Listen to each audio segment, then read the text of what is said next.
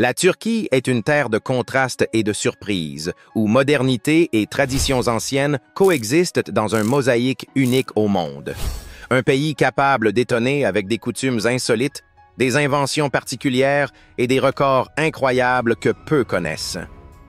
Voici 10 curiosités incroyables sur la Turquie. Numéro 10. Le changement de nom international.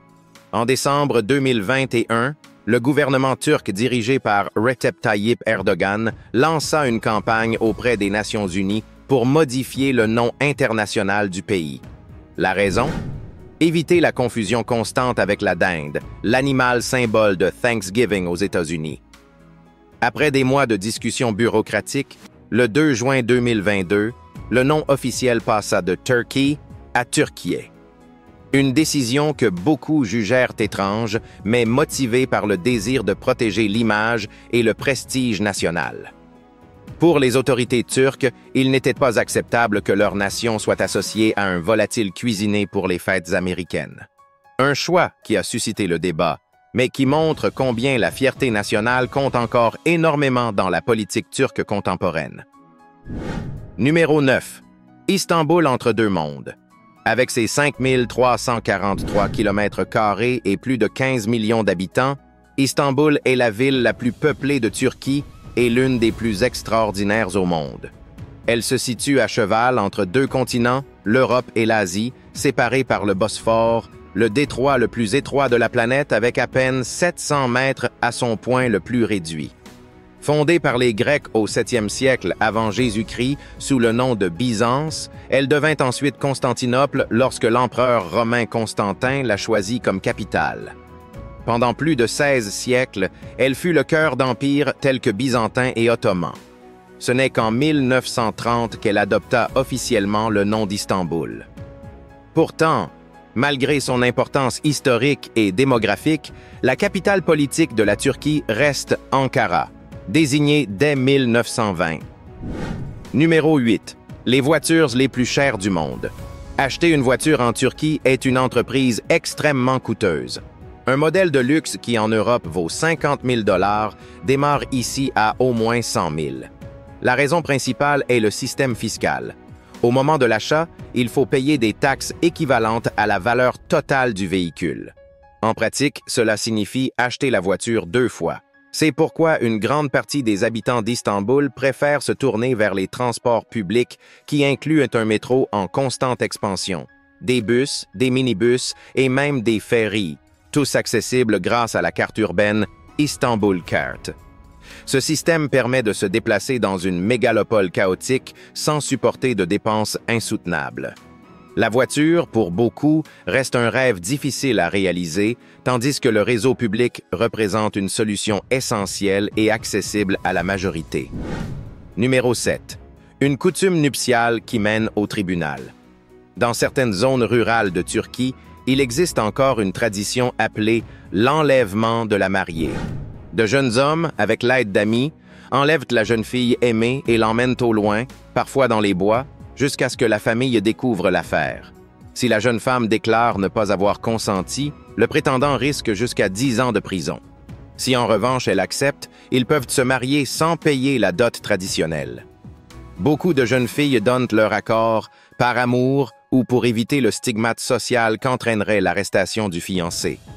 Dans ces cas, les chefs du village interviennent pour réguler les relations entre familles, imposant des dons ou des dots alternatives. Une pratique archaïque qui survit encore aujourd'hui, mêlant amour, loi et pression sociale. Numéro 6. Le véritable Père Noël turc.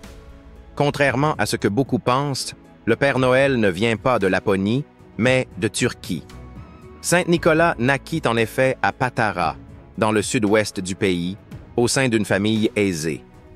Devenu évêque, il se distingua par son extraordinaire générosité envers les pauvres, aidant des familles sans ressources et offrant secrètement des dots à de jeunes filles. Ces actions donnèrent naissance à la légende du porteur de cadeaux que nous connaissons aujourd'hui sous le nom de Santa Claus. Avec le temps, la tradition évolua pour prendre l'image moderne du vieil homme avec traîneau et rênes, mais les racines restent turques. Dans plusieurs localités, sa mémoire est encore célébrée par des églises et monuments. La prochaine fois que tu penseras à Noël, souviens-toi que son origine se trouve en Anatolie. Numéro 5. La glace qui ne fond pas. Le dondurma, la célèbre glace turque, est bien différente de celle que nous connaissons. Sa consistance est dense, élastique et presque caoutchouteuse grâce à l'ajout d'ingrédients particuliers comme la résine de mastic et la racine d'orchidée. Cette combinaison la rend incroyablement collante et résistante à la chaleur. Elles ne font pas comme les glaces traditionnelles. Les vendeurs, appelés marassis, servent le dondurma en transformant chaque cornet en spectacle. Ils portent des habits traditionnels ottomans et divertissent les clients avec des jeux, blagues et acrobaties, faisant mine de livrer la glace pour la retirer au dernier moment. Cette mise en scène est devenue une véritable attraction touristique, à tel point qu'aujourd'hui les spectacles des glaciers turcs se reproduisent dans le monde entier, séduisant petits et grands. Numéro 4. Pamukkale, le château de coton. Parmi les merveilles naturelles de Turquie, il y a Pamukkale, qui signifie « château de coton ». Situé dans la vallée de la rivière Méandre, il apparaît comme une montagne blanche recouverte de neige, mais en réalité, il est formé de terrasses de travertin façonnées par des sources thermales. L'eau, riche en carbonate de calcium, a créé pendant des millénaires ces bassins naturels qui semblent suspendus. Déclaré patrimoine mondial de l'UNESCO en 1988, le site abrite 17 sources aux propriétés curatives. Dans l'Antiquité, il fut un lieu sacré pour les Phrygiens et les Séleucides, qui y construisirent temples et thermes. À côté s'élève l'ancienne ville d'Hiérapolis, avec un théâtre capable d'accueillir des dizaines de milliers de spectateurs. Pamukkale unit spectacles naturels et témoignages historiques, en faisant l'un des sites les plus visités du pays. Numéro 3. La patrie des tulipes. Les tulipes, symbole des Pays-Bas, proviennent en réalité de Turquie. Le nom lui-même dérive du terme turc « tulbant », c'est-à-dire turban, en raison de la ressemblance de la fleur avec les coiffes traditionnelles. Au XVIe siècle, ce furent les Ottomans qui les introduisirent en Europe, les envoyant d'abord à Vienne puis à Amsterdam, où elles devinrent célèbres. Pour revendiquer cet héritage, Istanbul organise depuis 2005 un festival des tulipes qui attire des visiteurs du monde entier. Dans le parc d'Emirgan, on peut admirer des millions de fleurs disposées en spectaculaires motifs géométriques. Cette célébration veut rappeler que les tulipes appartiennent à l'histoire turque, restituant la fleur à sa véritable patrie. Un détail qui surprend beaucoup, encore convaincu que la tulipe est une invention exclusivement néerlandaise. Numéro 2. Les Turcs, amateurs de thé. La Turquie détient un record mondial étonnant. C'est le pays qui consomme le plus de thé au monde. Chaque habitant boit en moyenne environ 1200 tasses par an, soit 4 kilos de feuilles sèches.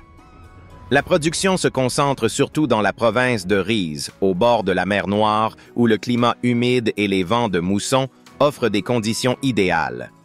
En 2021, la Turquie a récolté 1 450 000 tonnes de thé frais, quatrième producteur mondial.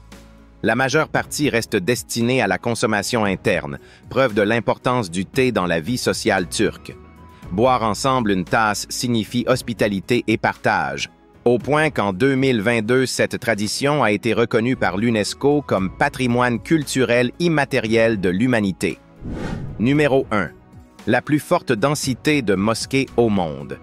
Bien qu'étant une république laïque, la Turquie abrite environ 90 000 mosquées, le nombre le plus élevé en proportion de la population. En moyenne, il existe un lieu de culte pour 976 habitants.